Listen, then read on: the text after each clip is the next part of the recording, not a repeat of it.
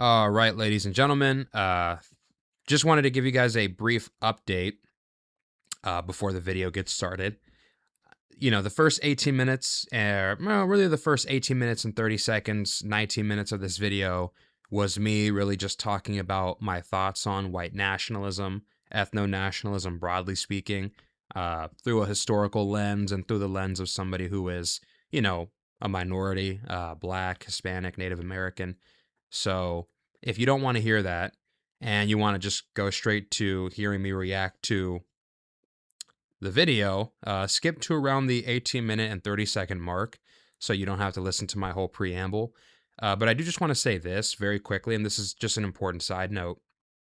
You know, I want to really bridge understanding with my videos, and I don't really want to engage in polemics just for the sake of doing it because it feeds the algorithm.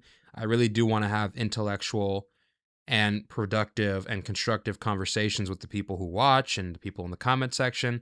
And so please, please, please do not be incendiary in the comments. Try to be civil, try to be restrained, and try to engage in good faith so we can have a real conversation because that's really what I'm aiming for here. I hope you guys understand. But with that being said, let's get straight into this video. All right, ladies and gentlemen, welcome back to the Sovereign State Show. As always, I'm your host, Brandis P. Bonos. Apologies for the reduced quality. I know on most of my videos, the quality of the footage is a lot better, but I accidentally left my 10 gigabytes per second USB-C cord, which is actually what you use if you want to live stream in 4K or 1080p. I left it at my other house where I stay. And you need that cord if you want to record in 1080p or 4K. So unfortunately, I had to plug the camera I'm recording on directly into my computer, which it doesn't pick up the same level of quality. So apologies about that. But today I'm going to be reacting to this video. Let me just briefly switch screens here. I'm going to be reacting to this video. I actually saw this on my feed earlier today. I thought this was interesting. The video is called Can I Stay White Nationalist? It's from this guy named Charlie Cheon. I don't know if I pronounced that correctly. But I think it's an interesting conversation to have for a couple reasons. And before I begin, I do just want to say briefly that my channel, at times I am polemical on this channel. There are times when I'm incendiary, there are times when I am provocative, but I do that strategically. I don't do that recklessly. I do that with a goal in mind, which is to persuade, to entertain, to be provocative. There's usually a reason behind my polemical behavior. I don't do it just for the sake of doing it because it gets clicks or because it gets likes in the algorithm. I usually do it for a purpose. And I usually do it because, it's fun at times to be polemical. But this video, it's going to be more serious. And the reason why is because this is a serious topic of conversation. White nationalism is growing in America. There's no question about that. The same way British nationalism, Dutch nationalism, Irish nationalism, all these nationalist forces are growing. And you see it all across Europe. And it'll soon come to America. America is a far more diverse country, and America is also an empire. So it's going to look a little bit different. But it is coming, unquestionably, at some point. And before it gets here, I do just want to have like a serious, real conversation and a real dialogue with a lot of the white viewers who I assume will see this video. Because, like I said, this is a serious conversation. And for me personally, I do identify as a nationalist. I do identify as Western. But I'm also Black and Hispanic. And my grandmother immigrated here from El Salvador.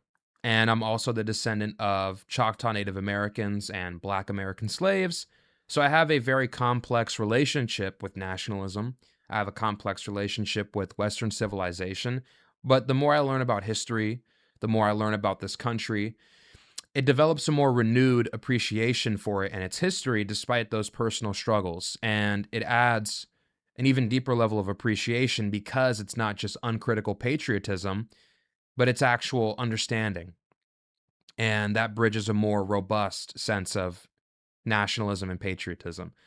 So for me personally, I consider myself a nationalist, and I'll just begin here. I consider myself a nationalist because I believe it's important for a nation to survive, to have a shared identity, shared culture, shared values, shared language, shared history.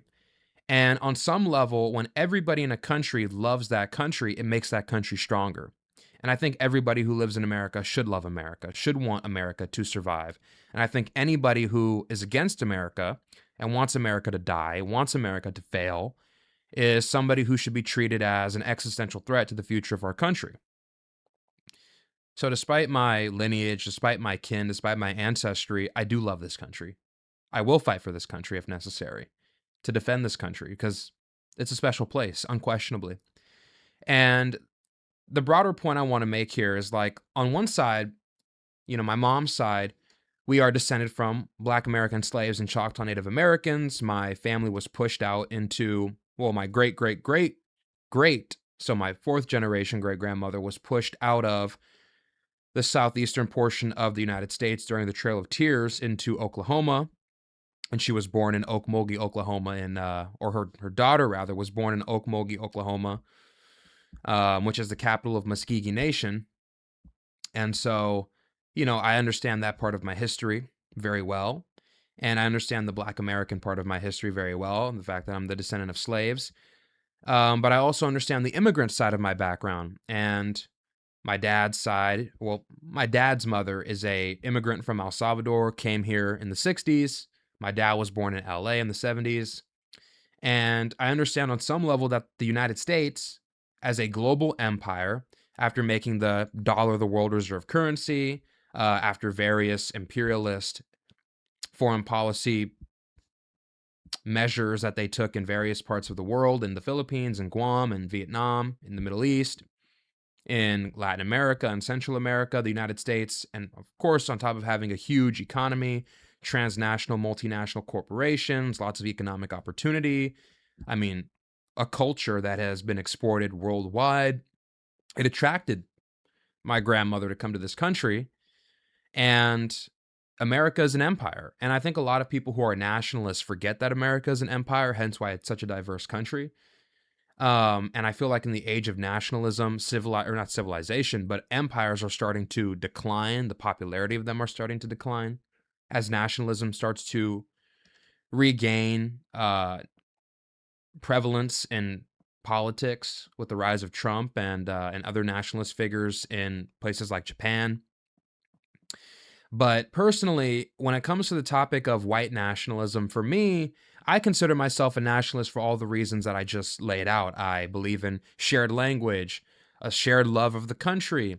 I believe that it's important to have a shared history, shared political frame of reference, cultural similarities, and a national identity that feels cohesive and a shared mythology on some level. I think all those things are important. Appreciation for our symbols. Like, I think all of those things are valuable. I think all of those things are important. And for me personally, I'm a nationalist on some level. One, because I love the country, but two, because it took a certain level of cosmic occurrences and so many historical factors that led to my existence in this country today. So, even on just like a metaphysical level, I just have a love for this country, just generally speaking. And the fact that my grandma came here because of this American empire and how great this place is, and it attracted her here. And I was lucky enough to be born in this country, and I'm grateful for that. But when it comes to the subject of white nationalism, and I guess here I'll get into the meat of it, for me, when I think about white nationalism, it's a form of ethno nationalism. And when you look at ethno nationalism, it rarely ends well, or even some form of religious nationalism. And the reason why is because it goes from nationalism to ultra nationalism. So it goes from shared pride in culture, shared love of country, shared pride in language, identity, historical experiences. It goes from being that to being to being zealous, overzealous, in a sense where you go from being it goes from being a sense of love and identity to a desire to compete, to dominate, to suppress others. And it goes from being nationalism to ultranationalism, which is unhealthy. And obviously, this is what we saw in Germany with German nationalism or Aryan nationalism. We saw the same thing in Israel. We see the same thing today in Israel with Jewish nationalism, which is obviously leading to the deaths of tens of thousands of Palestinians, hundreds of thousands even. And I feel like these ethno-nationalist forces, the problem is, and Samuel P. Huntington talks about this in his book, Who Are We? Fascinating book. I recommend everybody go read it. He talks about this in his book, and he talks about how identities break down into 6 different forms, but 2 of the major ones are cultural identities and ascriptive identities. And for a lot of people, ascriptive identities are gender, race, religion, or not religion, but gender, race, kin, those sorts of things that are fixed, things that are genetic, biological. And once that becomes the case, and obviously in the case of ethno-nationalism or race, it becomes inherently exclusionary. And the thing is, people just as a byproduct of needing self-esteem, a byproduct of needing dignity, and Francis Fukuyama talks about this in Identity, where he talks about thymos, and it's this idea that humans need identity, humans need self-esteem, which serves as like an impetus for survival. It serves as an impetus for identity, what somebody thinks of themselves, sense of self. What happens is people identify with groups. And in the case of ethno-nationalism, what happens is you have a group, white people in this case, in the case of white nationalism, where their self-esteem, their sense of self, their sense of self-importance, their sense of value derives from their ethnic or racial identity. And their self-worth or their self-esteem becomes tied to their whiteness. So when white people are doing well, when white people are doing good, their self-esteem improves as a byproduct.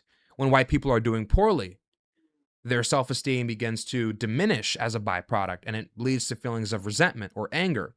And the thing is, when you feel like your group, when your identity is based on your group, your self-esteem comes from your group, it comes from the race you're a part of, what usually happens, it inevitably happens as a byproduct of the human psyche and egocentrism, what inevitably happens is, because your ethnicity is a part of your ego, and because your self-esteem is tied to your ethnic or racial group, it leads to this need to demonstrate that. So you have to demonstrate that superiority in order to reaffirm it psychologically, and you have to compete with other groups. And oftentimes what that leads to is antagonism. So you'll have, basically the way it goes is identity, self-esteem leads to competition leads to antagonism, that antagonism can lead to suppression or violence or whatever other form of, maladaptive social behavior. And so what happens is white nationalism, at least in my estimate, if you look at all the historical examples, and even today with Hindu nationalism under Modi, where the number of hate crimes against Muslims has doubled since he became prime minister, what inevitably happens is these ethno-nationalist belief systems or these ethno-nationalist movements are inherently tied to this belief of supremacy, this belief of superiority, this belief that it is by virtue of your race, by virtue of your ethnicity, it is your special privilege or authority to dominate culturally, politically, socially, governmentally, which means weaponizing the state, weaponizing academia, weaponizing the media, weaponizing institutions to reinforce your position, to reinforce your superiority, to exclude all other non-white groups. So for me, I feel like ethno-nationalism is inherently dangerous because it goes from just having pride in a national identity to having pride in your race, having pride and an overzealous sense of pride in your race. And this is one of the big things in Latin America, which is why I have a personal experience with it, and I have problems with it. Latin America is deeply divided based on nationalism. Mexicans don't like Guatemalans. Guatemalans don't like El Salvadorans. El Salvadorans don't like Guatemalans or Mexicans. Colombians don't like Venezuelans. Venezuelans don't like Colombians. Mexicans think they're better than El Salvadorans. Puerto Ricans think they're better than Cubans. Cubans think they're better than Mexicans. These kinds of national or ethnic differences create a lot of friction that prevent cooperation and lead to instability and all sorts of problems. And so in America, what you have is there will be Mexican Americans who are super proud of being Mexican. And it leads to this kind of zero-sum mindset where people would rather make relative gains for their own group than absolute gains for society, which is to say, white nationalists would rather do things that slightly benefit the white race as opposed to doing things that absolutely benefit all races within society, because it creates an egocentric point of view based around your racial identity. To me, it's a very slippery slope, inevitably, which is why I reject ultranationalism and I reject every form of ethno-nationalism, because I feel like it inherently just leads to bad social outcomes. And there's various historical examples of this. So for me, white nationalism, sure, on paper, it's just, hey, white people should retain some government or cultural or institutional power, which I feel like, you can make that argument. I feel like I'd be down to hear that argument. I think that's sane. I think that's a rational position to have. For me, I'm more so focused on the future, what I think is best for the future and all Americans here in the aftermath of the American empire, now that we have so many Asian and Black and Hispanic people living here.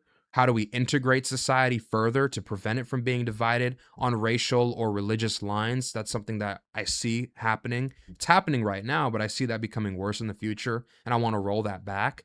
But I could understand why somebody would take the position of being like, hey, the United States was, founded on these European Christian populations, and they made the country what it is today. And there's an element of truth to that. It's not that quite that simple, but I don't have time to break that down.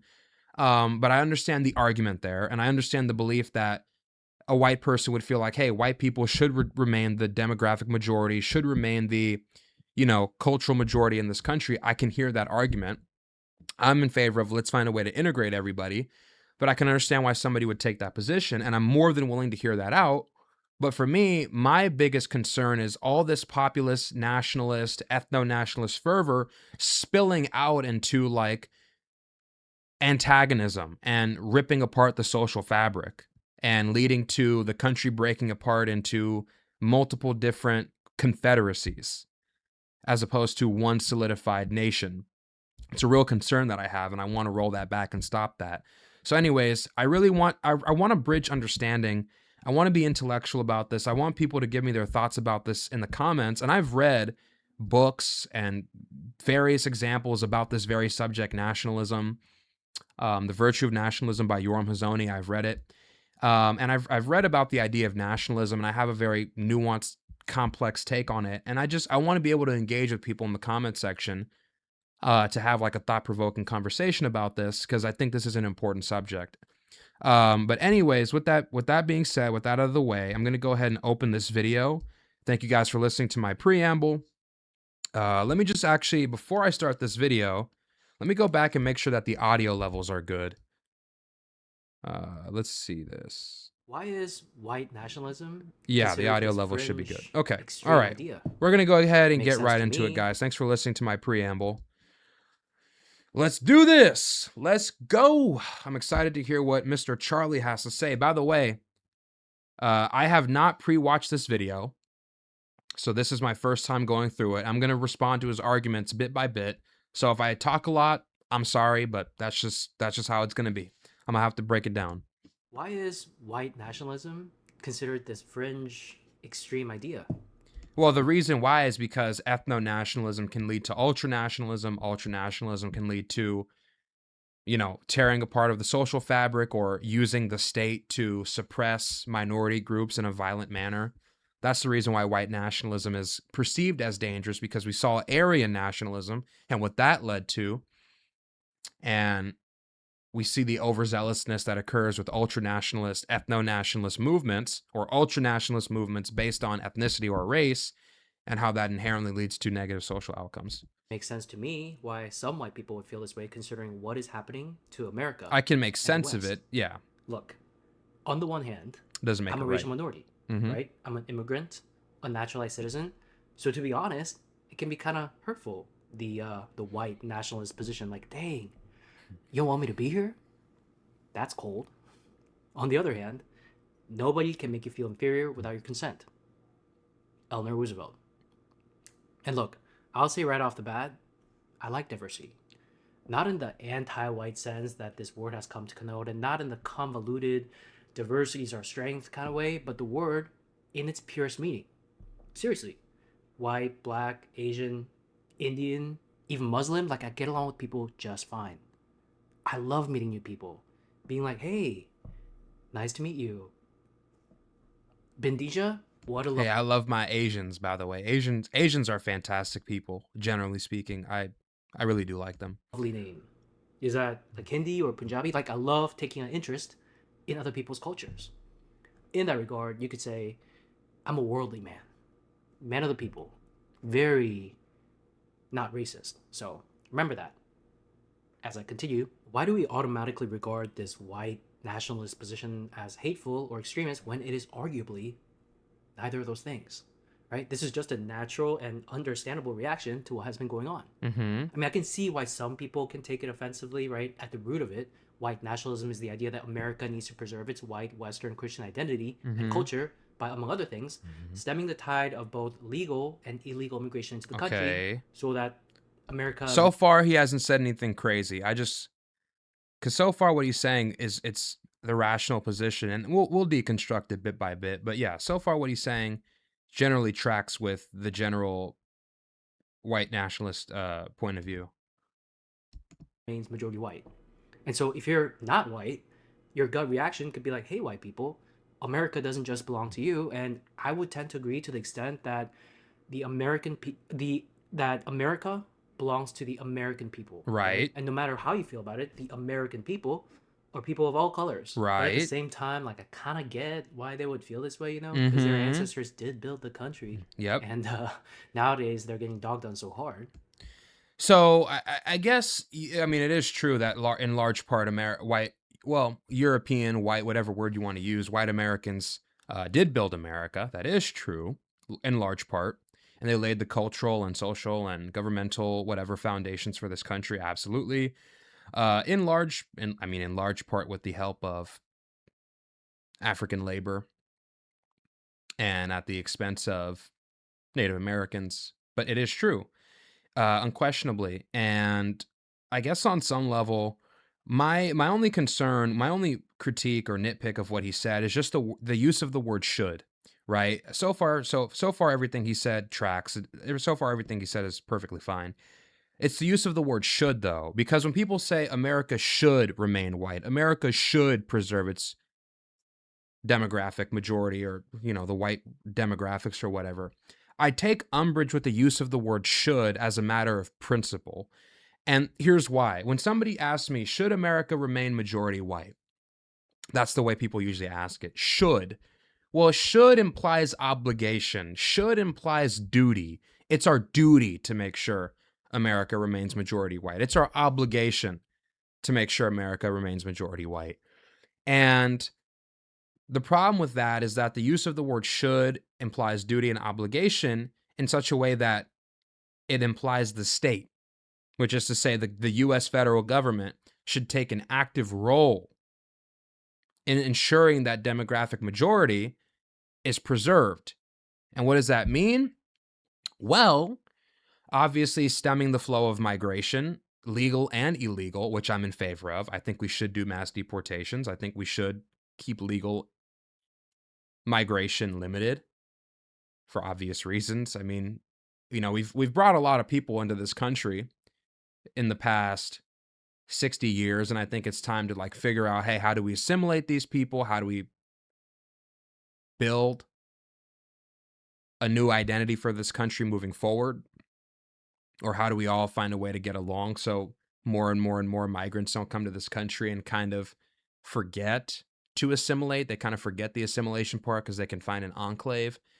Um, So I just take umbrage with the word should, because should could mean we stem the flow of illegal immigration, we stem the flow of legal immigration, but if the minority population continues to grow, even if they're not migrants, even if they were born here, if that population continues to grow, and we've already established the principle that the US government should take an active role in preserving the white majority, What does that mean? Does that mean limiting Hispanic people to only one child per person, limiting Black people to only one child per person, limiting Asians to only one child per person, and then enforcing, I don't know, a two-child per family policy in the white race, or giving white families special benefits for having children that other families don't get benefits for? It's not really a crazy idea to speculate on these things because, I mean, we've already had that in this country with Jim Crow. So I don't think it's insane to speculate that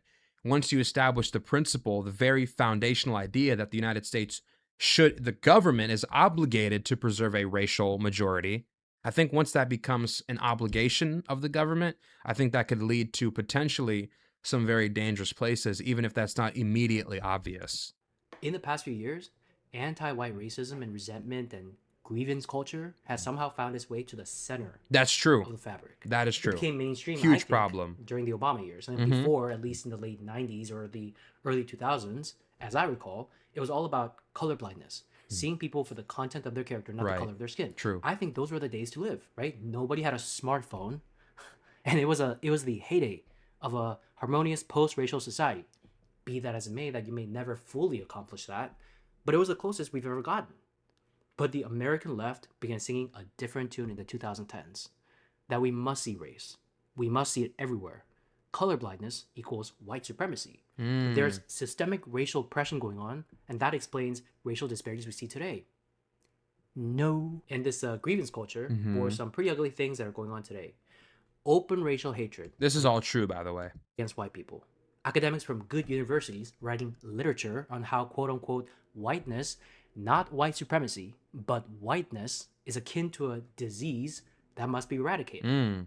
Members of the media and politicians saying things about white people you could never imagine them saying about anyone else. We should be more fearful of white men across our country, because they are actually causing most of the deaths within this country. There's a policy proposal that says your plan, and I'm going to quote it for folks, is to shift the tax burden from overtaxed homeowners in the outer boroughs to more expensive homes in richer and whiter neighborhoods. So no plans to change that language on your website. The focus here is to actually ensure a fair property tax system, and that the use of that language is just an assessment of the neighborhood. Shocking mass brutality.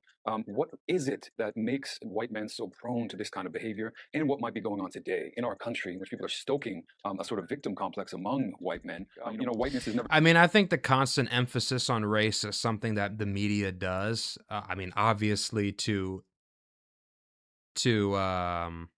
what's the word? Aggravate racial tensions, to generate division in society that polarizes people in one direction or the other. It's obviously done strategically. But the hyper racialized messaging of the 2010s really did a number on this country. Really did a number. seen as a cause. And even I was living through it, and I was like, damn, like low key, it kind of sucks to be a white guy in 2018 or 2017. I remember that. I remember those times. In and of itself, of these kinds of massacres, of other forms of violence, despite the fact that whiteness is a structure of privilege and it's a structure of power, and a structure that when... I mean, when people say whiteness is a structure of power, I guess what they're saying is like being considered a part of whiteness makes you... It basically endows you with social privilege, or endows you with like a certain prestige in society, which is to say, before Italians and Irish people were considered white, they were classified as white, which was around the 1910s, 1920s. The United States was a white Anglo-Saxon Protestant country. That's how it identified. It did not identify as a white Christian country or a European Christian country. It specifically identified as a white Anglo-Saxon Protestant country. That was this country's identity from around after the Civil War until around the 1940s, 1950s. It was not white Christian. It was white Anglo-Saxon Protestant, explicitly. But that said, once Italians were brought into the fore, and once Irish were brought into the fore of being considered white, part of whiteness, the kinds of benefits that they were afforded in society and the kinds of privileges that they were afforded in society, such as not being, maliciously targeted by the police or demonized in the media and whatnot, or fear-mongered about, those kinds of things went away once they were assimilated into the broader white culture. It feels threatened, lashes out. Of course, the language is poor. When people say whiteness is bad, it's bad language, but in an academic sense, it means something different. There's no anti-white issue here. You are perpetrating anti-humanist issues here. There's nothing more frightening in America Nothing more annoying than fucking Whoopi Goldberg's woke ass. today than an angry white man, says CNN. The U.S. should be more fearful of white men, Yep. says a congresswoman. And surprise, surprise, the sludge from this rhetorical swamp And what's crazy is Ilhan Omar even from America? trickles down and seeps into the minds of the God. young. And you hear some young people in America nowadays saying some pretty racist things whenever they have a negative experience with a white person. Mm-hmm. And it's not just this. Yep. It's like they're actively trying to erase the white American identity in the name of righting historical wrongs. Whatever racial injustice occurs to white people, you just have to take that. That's not injustice, they say. That's justice with a vengeance. That is true. That is true. If a white person gets hate crimed, gets killed, crickets from the media. Austin Metcalf, Irina Zarutska. I think those are bad examples. The media was all over that. That's actually a large part of the reason why racial issues have become so intense in the culture war this year, because of those two examples alone, Carmelo Anthony and Irina Zarutska. Why is no one from the legacy Or media saying Austin Metcalf and Irina Zarutska. these were racial hate crimes? Apparently, their lives don't matter. Were they racial hate crimes?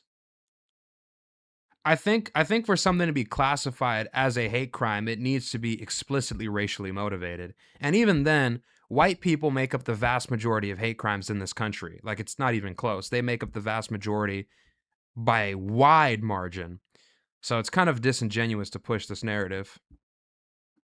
And I don't remember anything about the Carmelo Anthony situation being explicitly racially motivated, or the Irina Zarutska situation being explicitly racially motivated. Like, it was to serve some ideological racial end. Like, obviously, I think after Irina Zarutska was stabbed, the perpetrator said, "I got that white girl." But is that really enough evidence to say he killed her because she was white? I don't know. Maybe, but that's a lot of speculation, because that guy was schizophrenic. He was a career criminal. He had been arrested 14 times prior. And the dude was a madman. And there was evidence of that guy hallucinating. So who knows what could have been going through that guy's mind. Maybe it was racially motivated, but it doesn't really explicitly meet the criteria, because when something is racially motivated, it's usually ideological. Like, it serves some ideological end, like replacement migration or white genocide conspiracy theory. Like, those are the kinds of things that lead people to shoot up synagogues or lead people to shoot up a black church, like with Dylan Roof. So I wouldn't really put it in that category with that one nut job in North Carolina did. And with Carmelo Anthony, I think he killed the guy because of some personal grievance that took place between the two guys at a track meet. I don't think that fits into the category of racially motivated at all. I think that's a narrative. I think he's just trying to play into his white audience to get points. Austin Metcalf, Irina Zarutska. Why is no one from the legacy media saying these were racial hate crimes? Because they weren't. Apparently, their lives don't matter. But if it's the other way around... If they were racial hate crimes, you wouldn't have to try to force that narrative. That's the thing. Like, it would be obvious. Like, racial hate crimes are fucking obvious. You can't deny racially motivated hate crimes. Like, they're just obvious. They're flagrant. And they usually write a manifesto and have all kinds of racist posts on social media and have some kind of, like, anti-white or anti-black or anti-Jewish ideology. You know, it has to be, like, politically motivated. There's all kinds of criteria that need to be met. Why is no one from the legacy media saying these were racial hate crimes? Apparently, their lives don't matter. But if it's the other way around, right? If it's a black person who gets killed at the hand of a white person, right? Which is a lot rarer, if we're being honest. That's a front page headline for a week. Apple stores and Foot Lockers across the country have to brace for justice headed their way. Reverend Sharpton, are you available for an interview? Whoop-de-doo, I show am. And then there's that word. Diversity. What the left means by diversity is diversity equals not white. If you include white people in something, that defeats diversity. It's crazy. I feel like this is just a side note. Sorry, this is kind of irrelevant, but he's not even picking up audio from his microphone. I think this is a Blue Yeti. That's not what this sounds way too good to be a Blue Yeti. I feel like he's talking through a shotgun microphone. Just a side note. Crazy, this mindset. I don't know if this is an overcorrection, a pendulum swing too far the other direction. It's an or just raw overcorrection. resentment. It's an overcorrection and It's still a resentment. crazy double standard. I mean, yeah, when you're told by the left-wing media that America hates you, conservatives are all racist, XYZ, it creates like a weird world view that's so just skewed and so like not based in reality that people see everything in hyper-racialized terms, and it literally stifles conversation. We can have segregated graduation ceremonies, dormitories, student unions, except one for whites. Because why? Celebrating diversity. In our entertainment. That's not explicitly the reason why. But if it's the cast is all black or all Asian or something, that's diverse. If the cast is all white, oh, that's problematic. We need to do something about that. Even if it's a period drama set in medieval Europe, that's nuts. I watch a lot of Korean period dramas, and if I saw an Indian dude in the royal court, right? Like, he's not visiting from foreign lands, but he's just a part of it. He works there.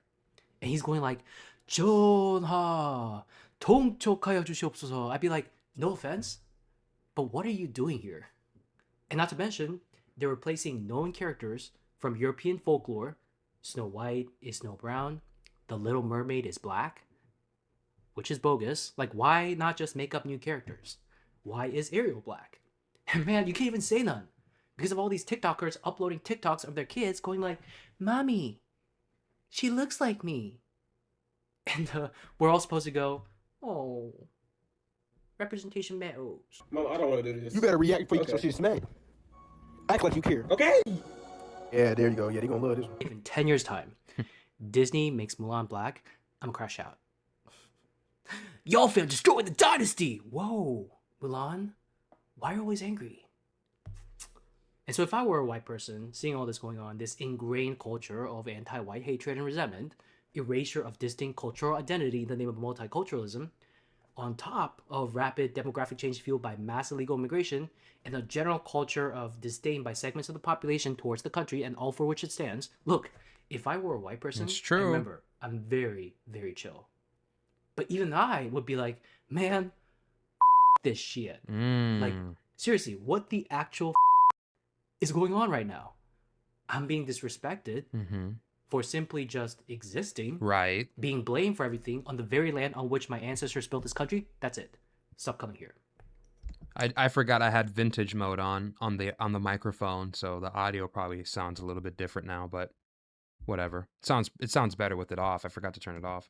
And if you hate it so much, why are you here? Literally, why are you here? True. You're coming here talking all this smack about America, but we all know you'd rather live here than wherever you came from. True. That's why you're here. And you don't have to get on your knees and go, oh, thank you, America. Thank you. Thank you. Has anyone ever told you that gratitude is a virtue? Representative Ilhan Omar? Right. In what other country Who's from Somalia? can a refugee become a congresswoman Right.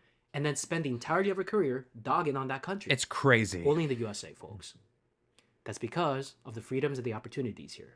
True. So enjoy your freedom that you can do that.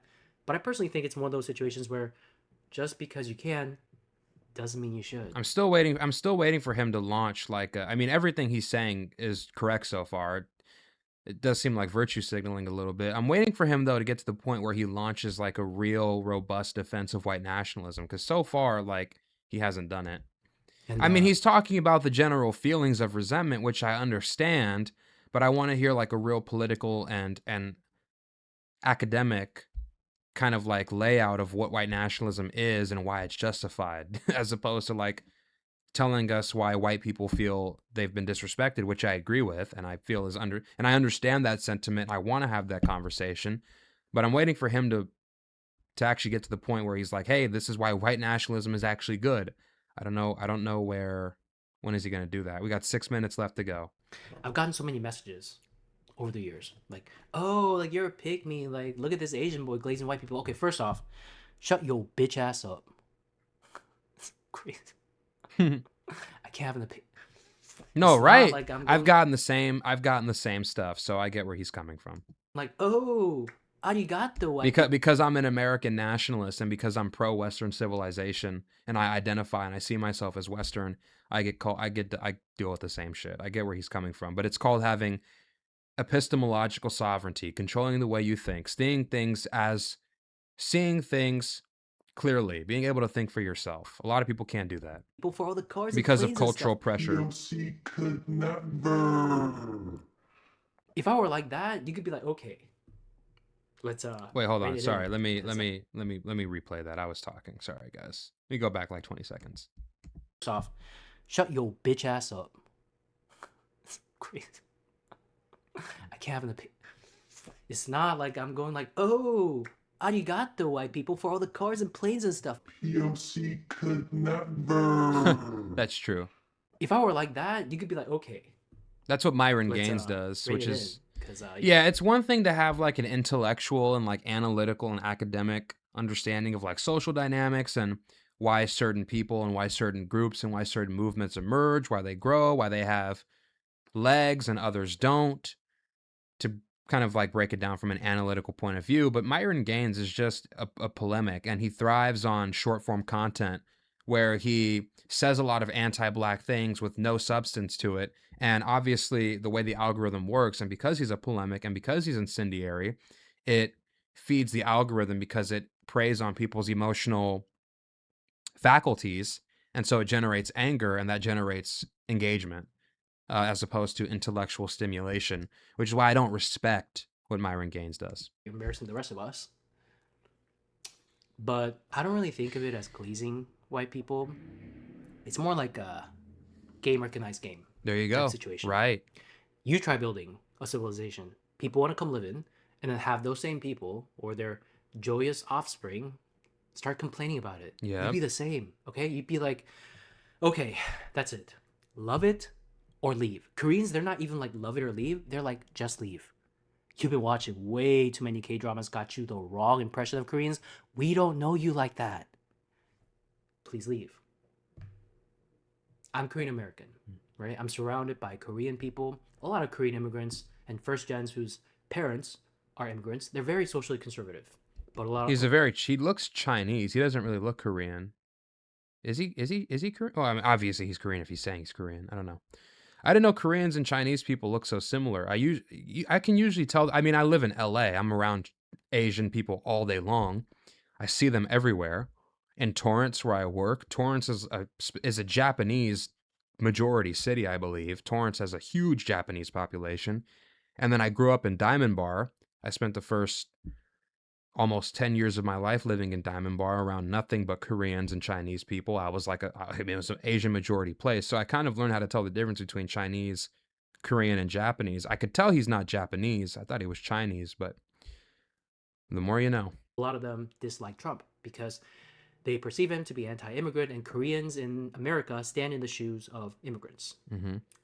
But as Korea has witnessed a phenomenal economic rise from abject poverty to relative affluence in the span of mere decades, Korea is now in a position where foreigners attempt to immigrate to Korea, sometimes illegally. And so, if you ask Korean people, heck, if you ask Korean people in America, heck, if you ask Korean illegal immigrants in America, should Korea welcome undocumented people with open arms? 90% of them will look you dead in the eye and tell you, nope. Hell no. Korea is for Koreans. We built this country. It's ours. Yes, I know there's a smidgen of irony here, but that's not just Koreans. That's just people. It's the way of the world. And so think about this way of the world when I say white people built this country. You know, built a system of government. White people is such a... I take umbrage with the word white because it means different things in different historical periods.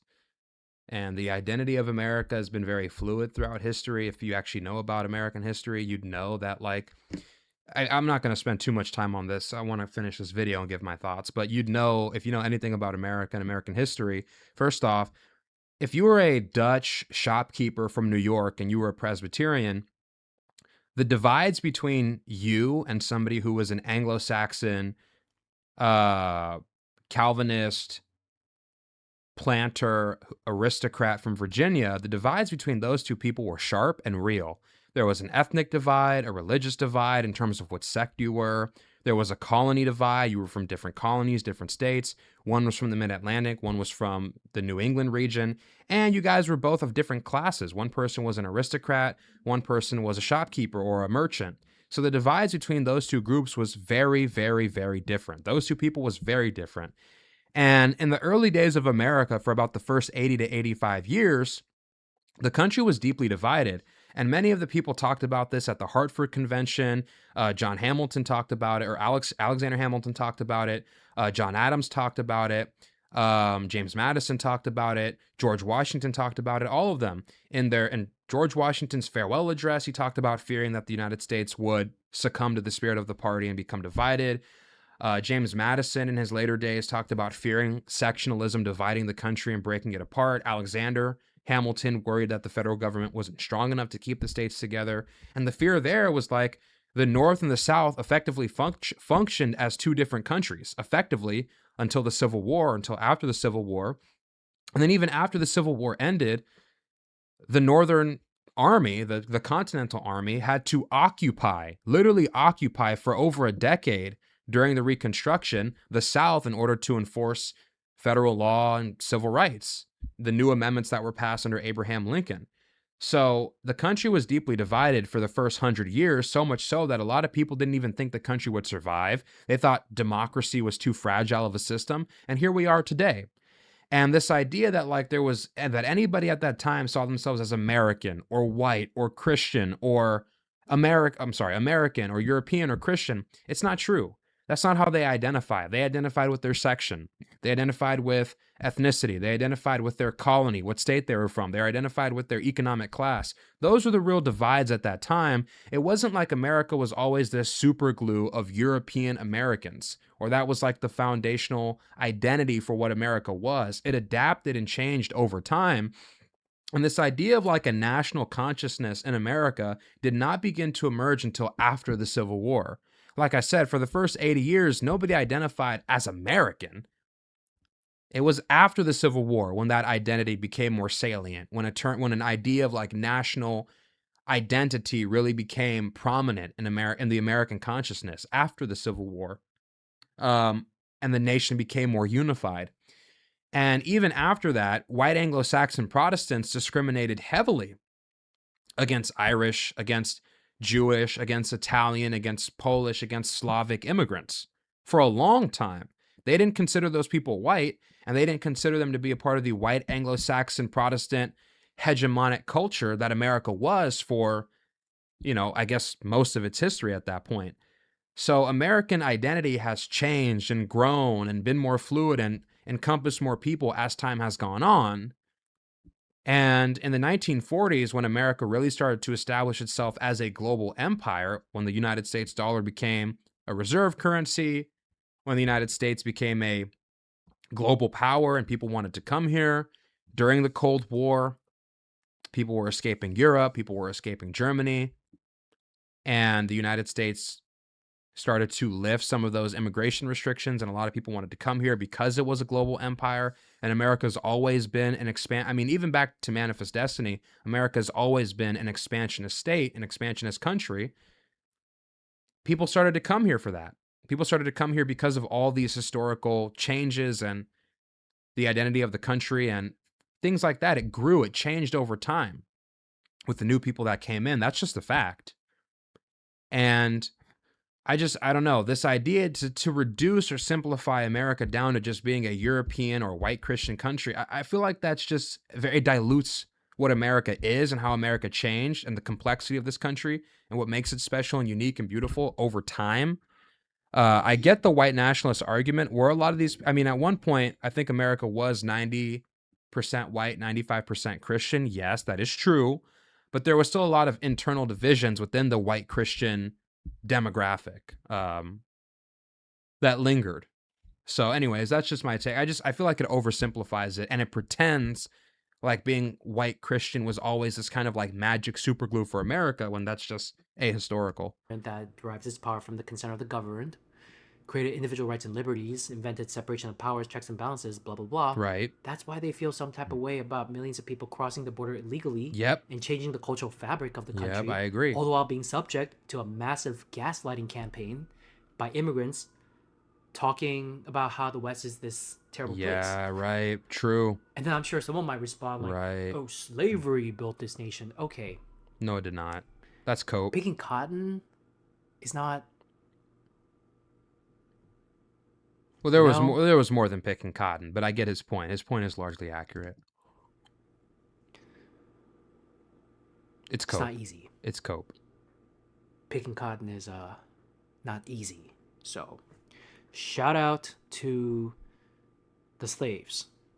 And it's not that I think white Americans of today can take credit for the contributions of their ancestors in the same way they can't take blame for their ancestors' wrongdoing, right? As I've insisted from the first video on this channel, you can only be responsible for and claim credit for things which are within your individual control. But at the same time, look, everyone is entitled to feel a sense of pride in their heritage, in the legacy of their ancestors, and a desire to preserve the culture and identity of their people. There's nothing extreme about that. There's nothing extreme about taking an anti-mass migration stance because of it, not wanting to dramatically change the Agreed. demographic composition of the country. And that doesn't just stop because we're talking about white people, and that doesn't just stop because we're talking about a country like the United States. In fact, it's all the more pertinent, the drive to preserve and defend, in the setting of mass migration, rapid demographic change, and culture of racial resentment. All of you can see what's going on in Europe. Western civilization is being consumed from the inside out by newly arrived immigrants who are salivating over its downfall. Yep. So why wouldn't some white people feel the desire to defend the legacy of their It's one of ancestors? those things where I guess the topic. Let me just let him finish the video. I've been pausing a lot. I'll someone- get to it. Attack the legacy of my ancestors, I'd do the same. If I were white and someone was like, oh, white people have no culture, I'd be like, try walking into an art museum, idiot. Do you see the difference in technical skill employed in European classical art versus everywhere else? There I go again with the glaze. It's still the white man's America. Oh, Lord, thank you for the white man.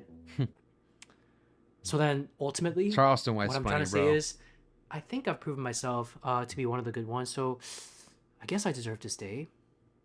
And secondly, if we're so preoccupied, that's kinda concerned cringe, with but- the rise of white nationalism, it's a crisis, da-da-da-da-da.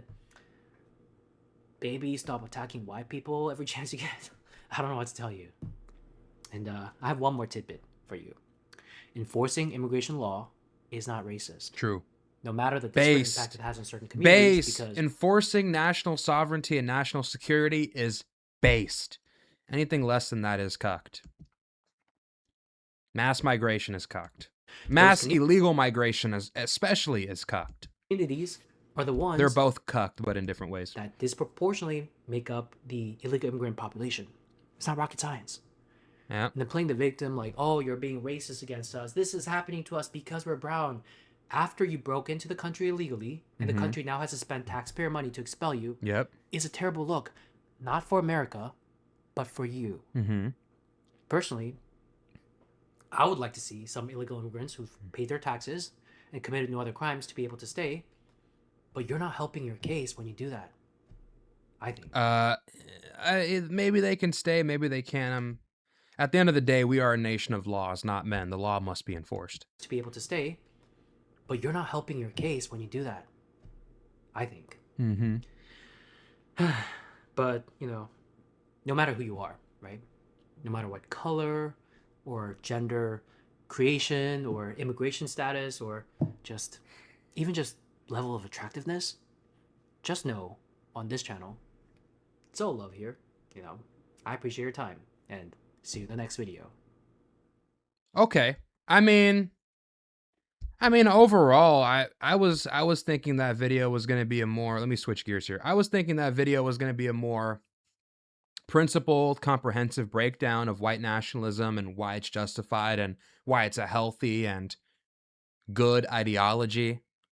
But that's not what we got. We got basically 15 minutes of him saying, white people built this country. White people are entitled to feeling like they've been disrespected. White people are entitled to feeling like you know, their ancestors built this country and thus they should have a right, or it's not wrong to want to preserve that culture. And you know, everybody else who comes here and is ungrateful and hates Western civilization and hates America should go back to where they came from. Basic stuff. Basic, you know, everything he said wasn't that crazy. And I actually largely agree with the thrust of what he was saying, with some minor technical disagreements. But those are more minor. Generally speaking, I agree with the thrust of what he's saying overall. I guess my take is really like this, right?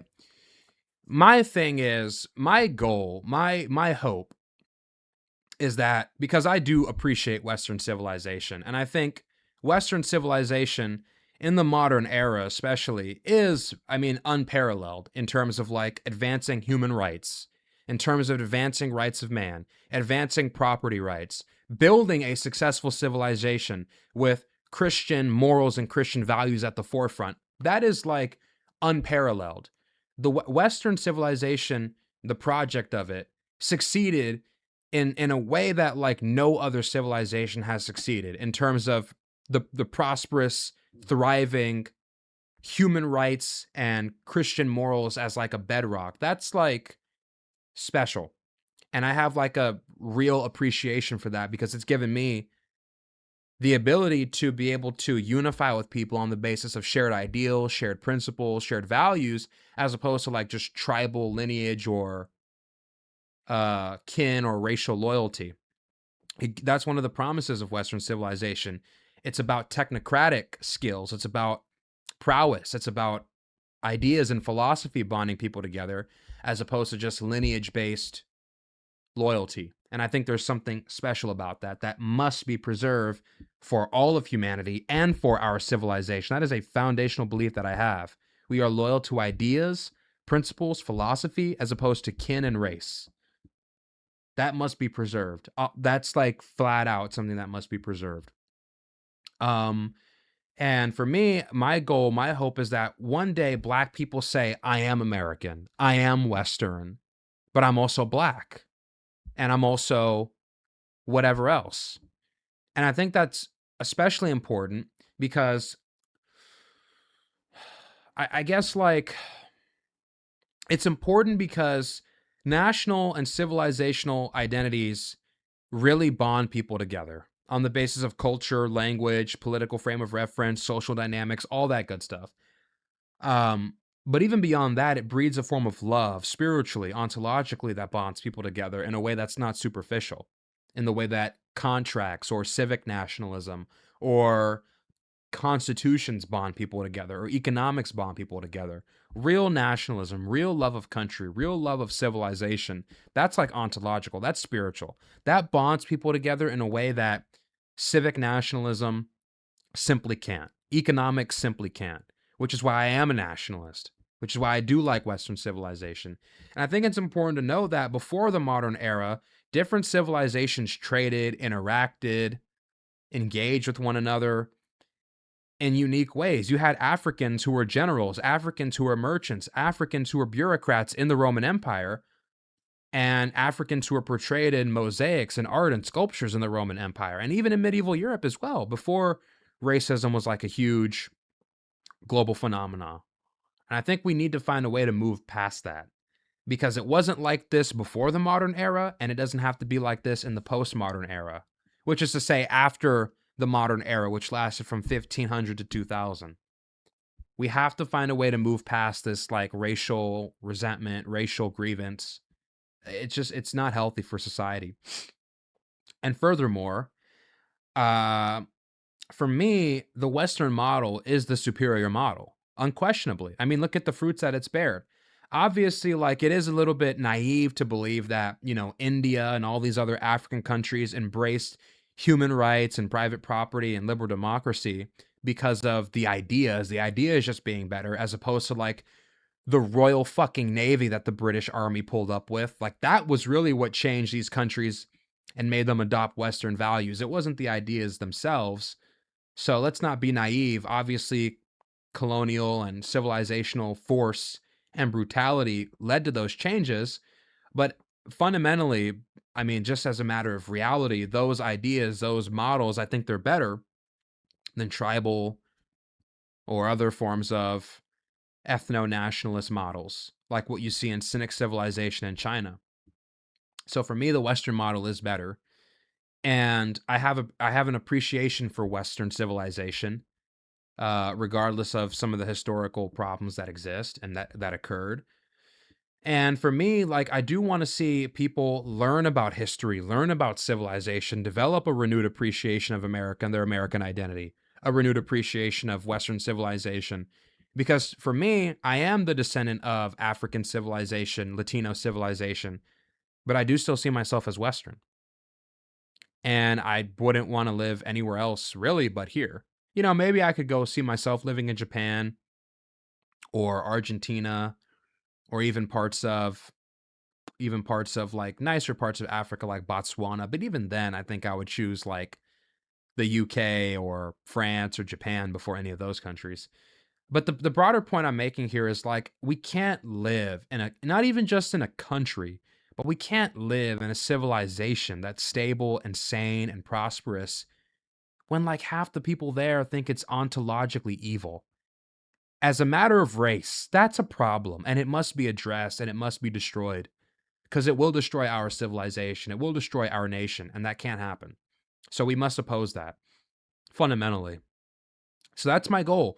My goal is to bridge, is to see a country, America, where we're all American, where we all embrace Western values, regardless of race.